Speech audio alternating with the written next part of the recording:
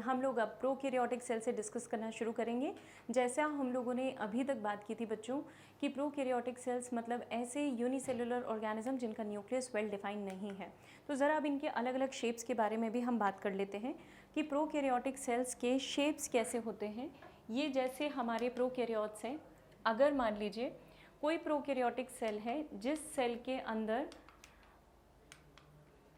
Different shapes exhibit हो रहे हैं। फॉर एग्जांपल अगर मैं कुछ जनरल शेप्स की बात करूं तो प्रोकैरियोटिक सेल में एक शेप होता है स्फेरिकल,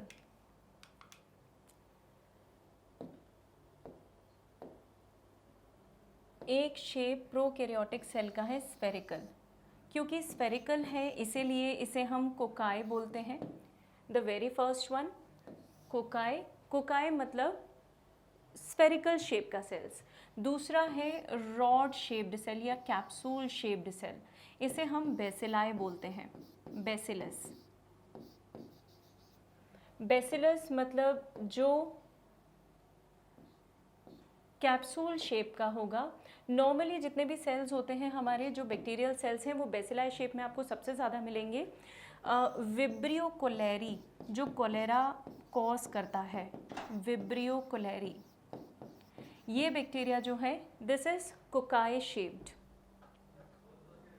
और बेसिलस जो हमारे rod shaped, I am so sorry, ये विब्रियो कोलेरी हम कॉमा शेप्ड बैक्टीरिया में पढ़ेंगे। I am so sorry, we are discussing cocci.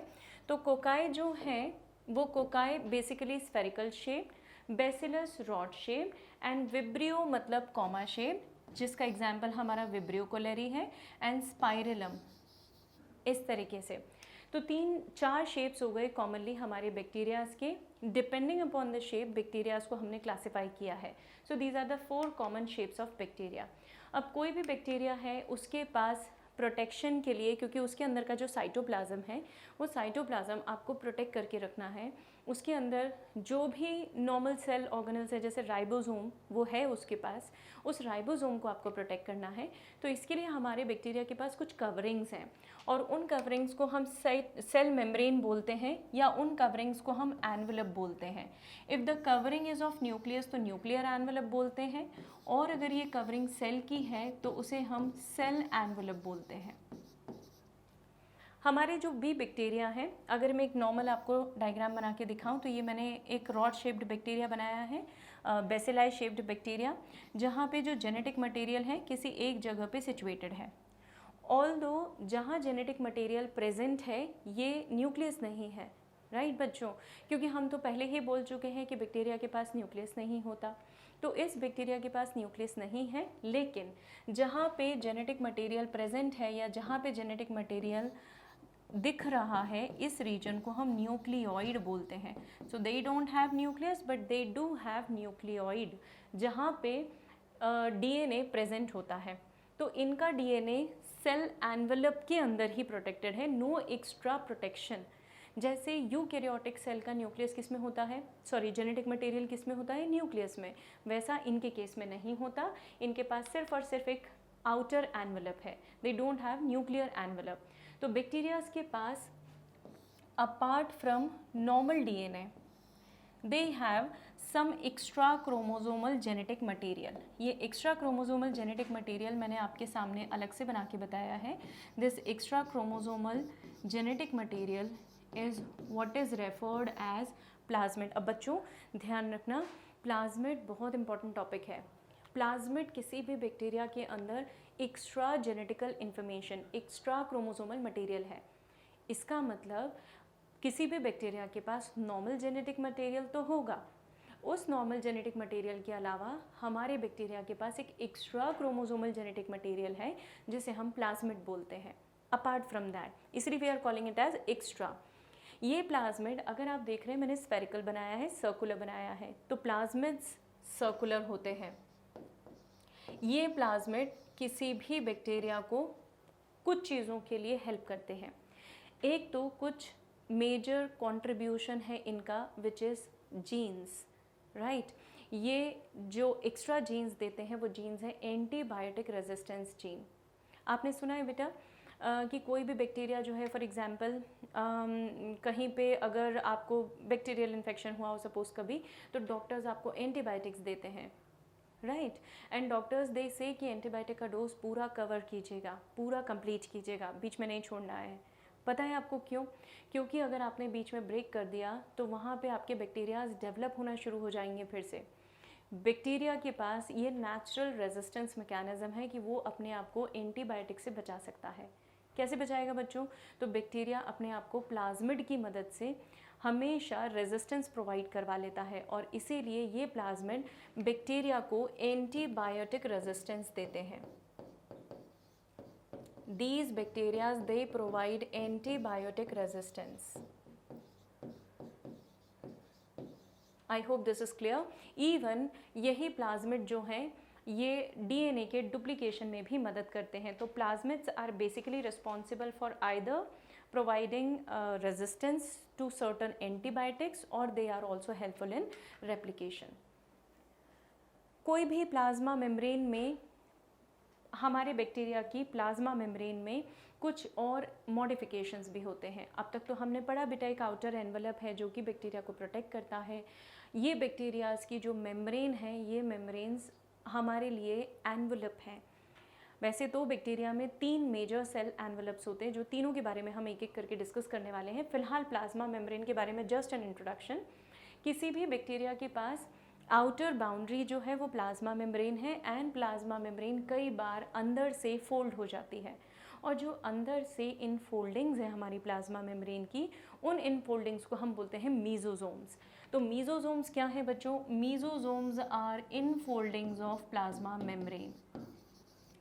मतलब प्लाज्मा मेम्ब्रेन को अंदर से अगर फोल्ड कर दिया जाए तो दैट बिकम्स मीजोजोम। मीजोजोम क्यों बना रहा है बैक्टीरिया? तो there is some specific reason to it. जैसे ये बैक्टीरिया है और ये उसकी प्लाज्मा मेम्ब्रेन अंदर से फोल्ड हो रही है, ये देखिए, और मैंने कुछ मेजर जगह से इसे फोल्ड किया है। आप अगर नोटिस कर रहे हो तो मैंने साइड से भी फोल्ड किया है, सेंटर से भी फोल्ड किया है। तो हमारी प्लाज्मा मेम्ब्रेन अगर कॉइल्ड बॉडीज़ का शेप ले लें जो कि साइटोप्लाज्म की तरफ हो, मतलब सेल वॉल से दूर और साइटोप्लाज्म की तरफ, ये हमारे बैक्टीरिया की सेल वॉल है, the outer most structure, the toughest structure. उसके अंदर जो है दैट इज़ सेल मेम्ब्रेन, जहाँ पे ये मीजोजोम का फॉर्मेशन शो कर रही है। जो मीजोजोम आपको सेल मेम्ब्रेन के अंदर दिखाई दे रहा है उस मीजोजोम को हम लैटरल मीजोजोम बोलते हैं। 2 टाइप के मीजोजोम देखिए बेटा, एक मीजोजोम आपको यहाँ दिख रहे हैं और एक मीजोजोम की कैटेगरी आपको सेंटर में दिखाई दे रही है। तो जो मीजोजोम आपको सेंटर में दिखाई दे रहा है उसे हम सेंट्रल मीजोजोम बोलते हैं। This is called as central mesosome. और जो मीजोजोम आपको साइड में दिख रहे हैं ऑन आइदर साइड, इन्हें हम लेटरल मीजोजोम बोलते हैं।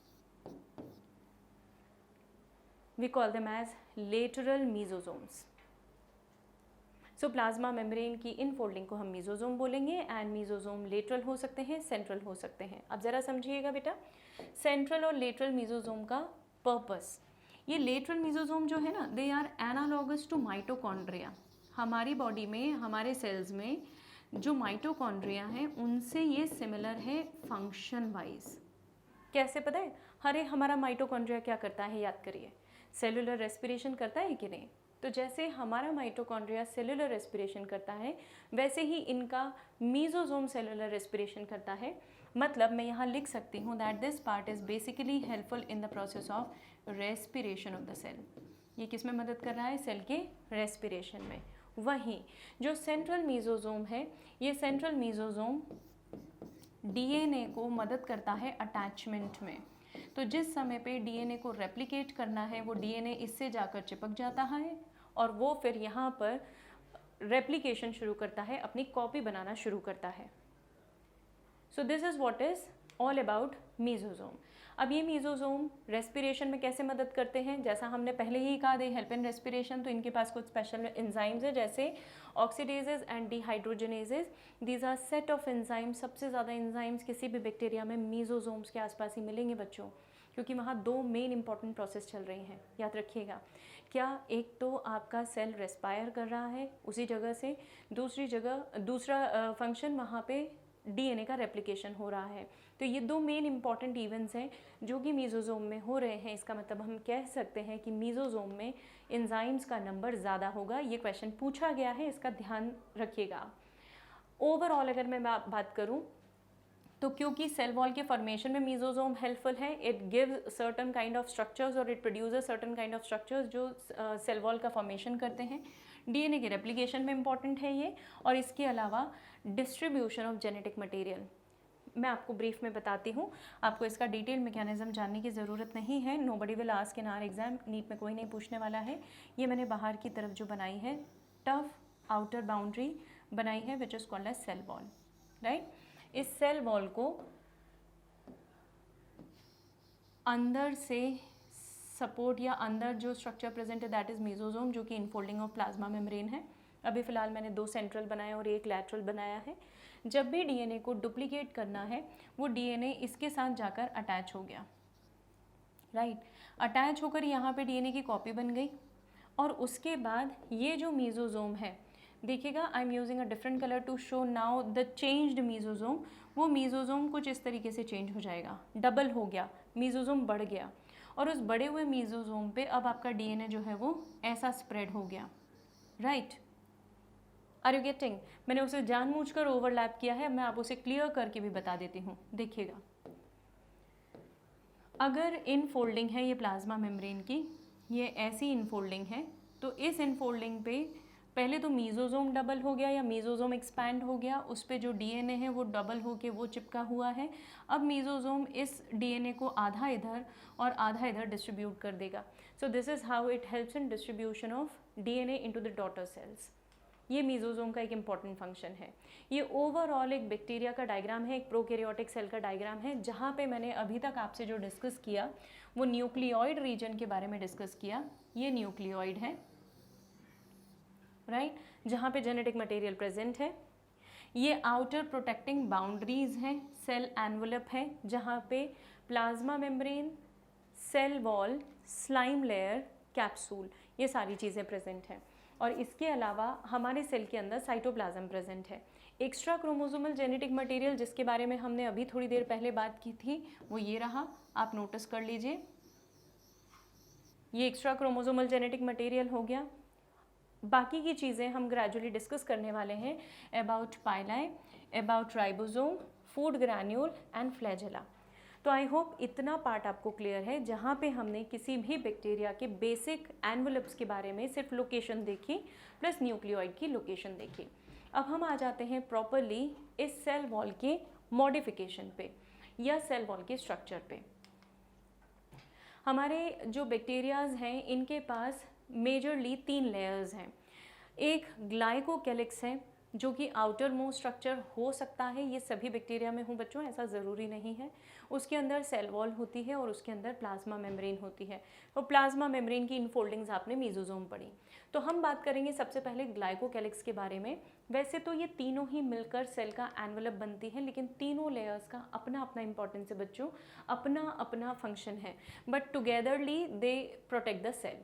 जैसे सेल वॉल की मैं अगर बात करूं तो ओवरऑल सेल वॉल जो है वो बैक्टीरिया को प्रोटेक्ट करके रखती है फ्रॉम बर्स्टिंग। ओके, आप याद कीजिए आपने प्लांट के अंदर सेल वॉल पढ़ी है। प्लांट की सेल वॉल कैसी होती है, जो प्लांट के सेल्स को फटने से, बर्स्ट होने से बचाती है। वैसे ही बैक्टीरिया की सेल वॉल है जो उसे बर्स्ट होने से बचाएगी, कोलैप्स होने से बचाएगी। अब ये जो सेल वॉल है, इस सेल वॉल की भी स्पेशलिटी है।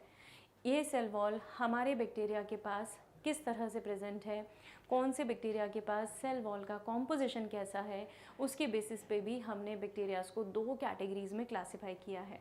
ये एक स्पेशल स्टेनिंग प्रोसीजर के बेसिस पे क्लासिफिकेशन है जो मैं आपसे डिस्कस कर रही हूँ। क्रिश्चियन ग्राम ने एक स्टेनिंग टेक्निक डिस्कवर की थी 1884 में, जहाँ पे उन्होंने अलग अलग स्टेनिंग ग्राम स्टेनिंग को यूज़ करके अलग अलग बैक्टीरिया को स्टेन किया था। एंड ही कुड ऑब्जर्व बेटा कि बैक्टीरिया की सेल वॉल के बेसिस पे जो स्टेन है, जो ग्राम स्टेन है, वो कुछ बैक्टीरियाज अब्जॉर्ब कर पा रहे थे और कुछ बैक्टीरिया वो स्टेन अब्जॉर्ब नहीं कर पा रहे थे। इसीलिए क्रिश्चियन ग्राम स्टेनिंग टेक्निक जिन्होंने बनाई, डेवलप की थी, उन्होंने इस टेक्निक के बेसिस पे बैक्टीरियाज को दो पार्ट में क्लासिफाई किया। One is gram positive and another is gram negative. भाई ग्राम पॉजिटिव और नेगेटिव से क्या मतलब? पॉजिटिव मतलब जिसके पास कोई चीज़ है, जिसके पास पर्टिकुलर एट्रीब्यूट्स हैं, उसे हम पॉजिटिव बोलते हैं। और नेगेटिव मतलब जिसके पास नहीं है। भाई सीधी सी बात है। तो ग्राम पॉजिटिव मतलब क्या हो गया सही मायनों में? ऐसा bacteria which retains gram stain, और ऐसा बैक्टीरिया जो ग्राम स्टेन रिटेन नहीं करता उसे हम ग्राम नेगेटिव बोलते हैं। So one is gram positive, another is gram staining. हम डिटेल में देख लेते हैं अब, ये तो इंट्रोडक्शन था। ग्राम पॉजिटिव बैक्टीरिया जो ग्राम स्टेन को, क्रिस्टल वॉयलेट स्टेन यूज़ होता है स्टेनिंग टेक्निक में, सिर्फ स्टेन का नाम याद रखिए आप। क्रिस्टल वॉयलेट को रिटेन करके रखते हैं अपने पास, अब्जॉर्ब करके रखते हैं। और इसके अलावा भी इस टेक्निक में हम मिथिलिन ब्लू भी यूज़ करते हैं, हम सैफ्रनिन भी यूज़ करते हैं। तो togetherly we call it as gram stain. Gram negative bacterias जो कि स्टेन को, कलर को लूज़ कर देते हैं at the time of washing with the solvent. हम इस स्टेनिंग टेक्निक में एक बहुत स्पेशल सॉल्वेंट यूज़ करते हैं।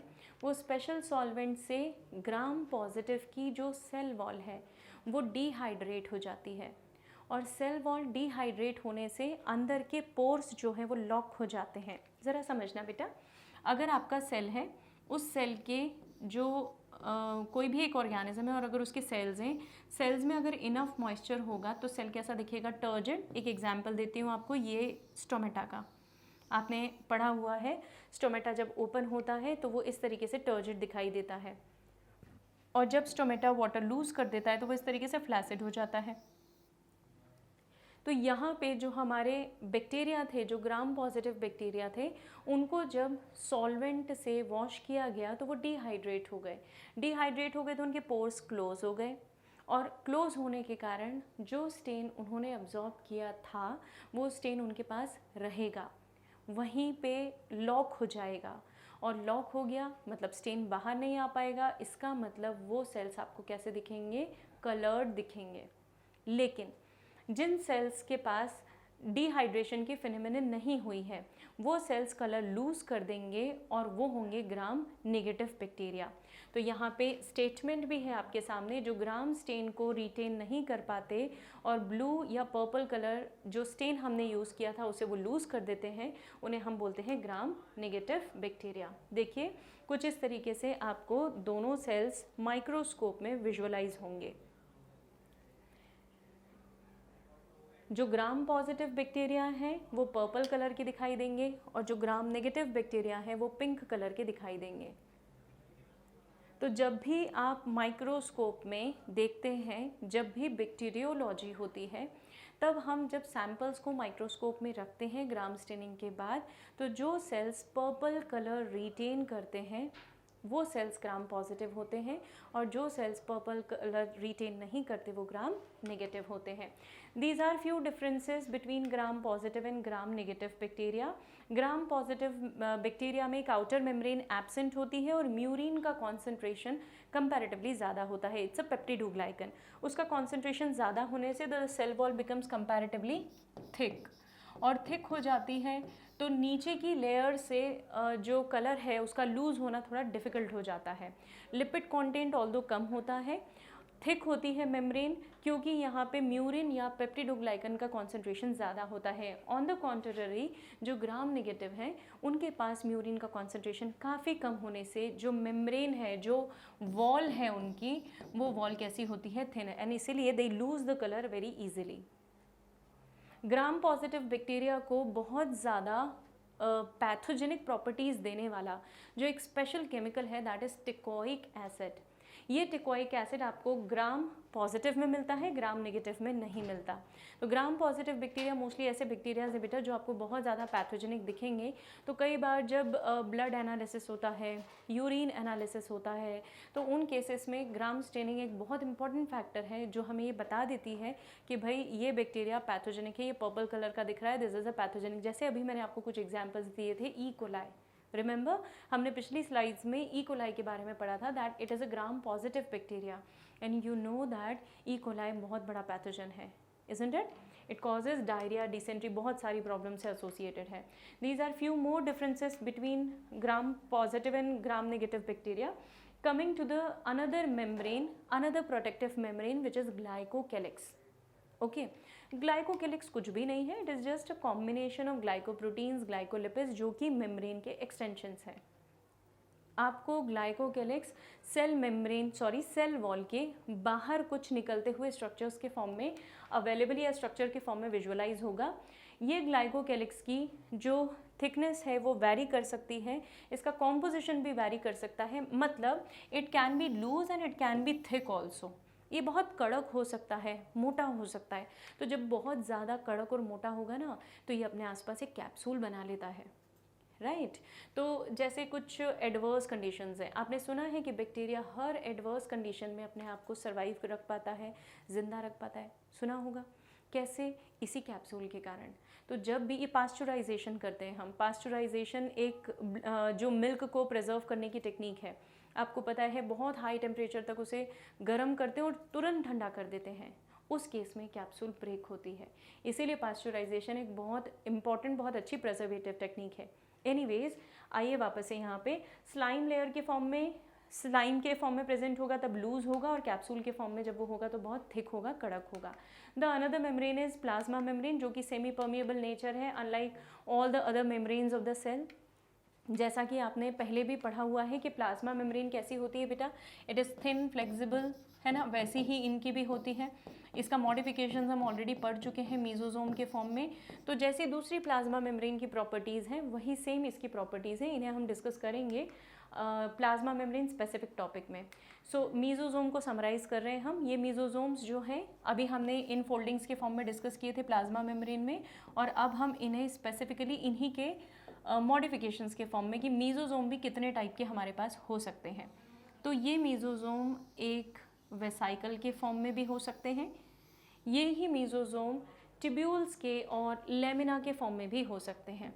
देखिए टिब्यूल्स कैसी होंगी, ये जो फ्लैटेंड सैक लाइक स्ट्रक्चर्स में बना रही हूँ, दीज आर लेमिना, और टिब्यूल्स मतलब जो ट्यूब लाइक स्ट्रक्चर्स होंगे, ऐसे स्ट्रक्चर्स जो प्रेजेंट हैं, ये टिब्यूल्स। डायग्राम एनसीईआरटी में नहीं दिया है बेटा, लेकिन आप लोगों को ये डायग्राम ध्यान रखना है, क्योंकि सिर्फ इतना मेंशन है कि there are 3 different types of mesosomes which are present in your bacteria.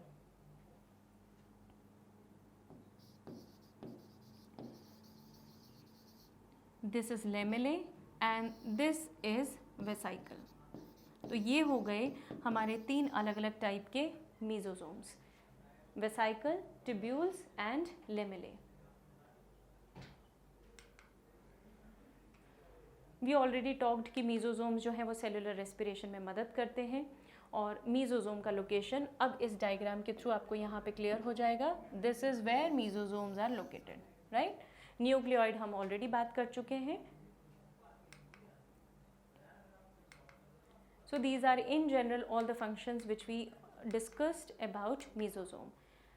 Enzyme content mesosome का बहुत हाई होता है, इसके बारे में भी हम लोगों ने बात कर ली है, और आपको ये ध्यान भी रखना है कि एंजाइम का कॉन्सेंट्रेशन मेसोसोम में क्यों हाई होता है। मैंने आपको बताया है सेलुलर रेस्पिरेशन के कारण, है ना। Those are the cell organelles which are responsible for cell respiration.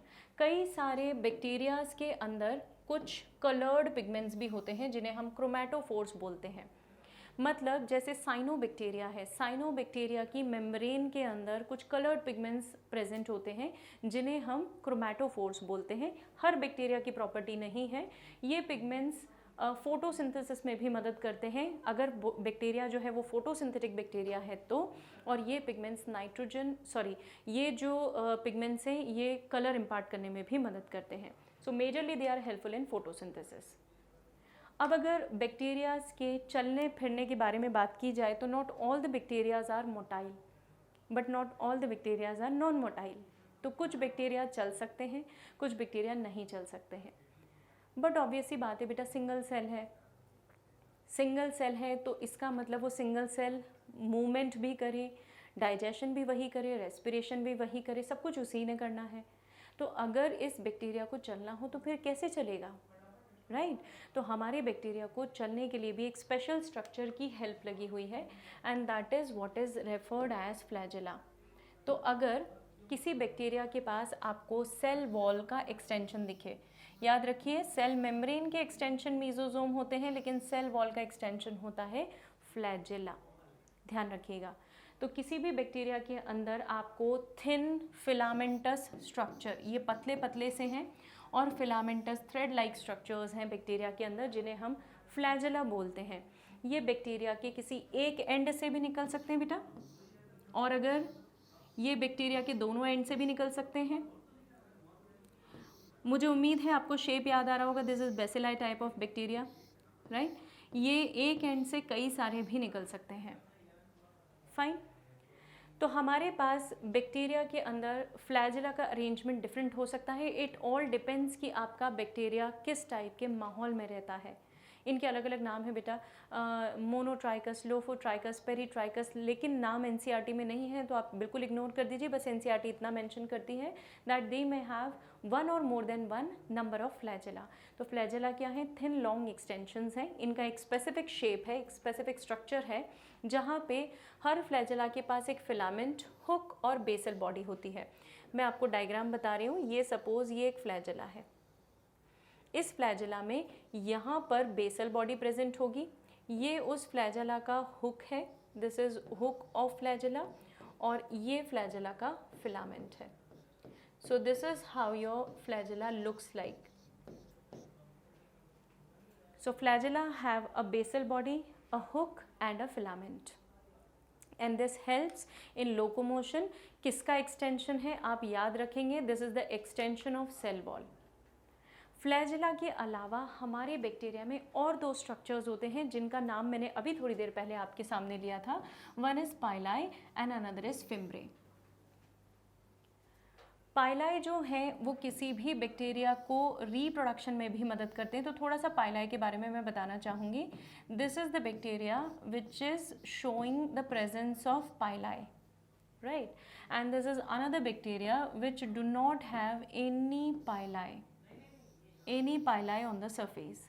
तो ये एक बैक्टीरिया है जिसके पास कोई पाइलाई नहीं है और एक बैक्टीरिया है जिसके पास पाइलाई हैं। तो दिस पाइलाई मतलब अगर इस बैक्टीरिया का ये पाइलाई है तो ये क्या करेगा, एक ट्यूब बनाने में मदद करेगा and this tube is known as conjugation tube. इस ट्यूब को हम बोलते हैं कॉन्जुगेशन ट्यूब, और ये कॉन्जुगेशन ट्यूब एक बैक्टीरिया को दूसरे बैक्टीरिया से अटैच होने में मदद करता है। ये कॉन्जुगेशन ट्यूब के ही थ्रू किसी बैक्टीरिया के अंदर का जेनेटिक मटेरियल, ये जेनेटिक मटेरियल यहाँ से क्रॉस होकर यहाँ पे आ जाएगा। बट याद रखिएगा ये कौन सा जेनेटिक मटेरियल है, ये जेनेटिक मटेरियल बेसिकली प्लाज्मिड है, एक्स्ट्रा क्रोमोसोमल जेनेटिक मटेरियल है। अब थोड़ी देर पहले बताया हुआ स्टेटमेंट याद रखिए, करिए। प्लाज्मिड जो है एंटीबायोटिक रेजिस्टेंस देगा और प्लाज्मिड रिप्रोडक्शन में भी पार्टिसिपेट करता है। This is how it is participating in the process of reproduction. तो एक बार इसे ध्यान से देख लीजिए। फ्लैजेला हम डिस्कस कर चुके हैं। पाइलाई, कुछ बैक्टीरियाज के पास पाइलाई प्रेजेंट होते हैं, ये पाइलाई सेक्सुअल रिप्रोडक्शन में मदद करते हैं, और कुछ बैक्टीरियाज के पास ये पाइलाई एब्सेंट भी होते हैं। जिनके पास ये नहीं है उन्हें हम F नेगेटिव बोलते हैं, और जिनके पास ये प्रेजेंट है इन्हें हम F पॉजिटिव बोलते हैं।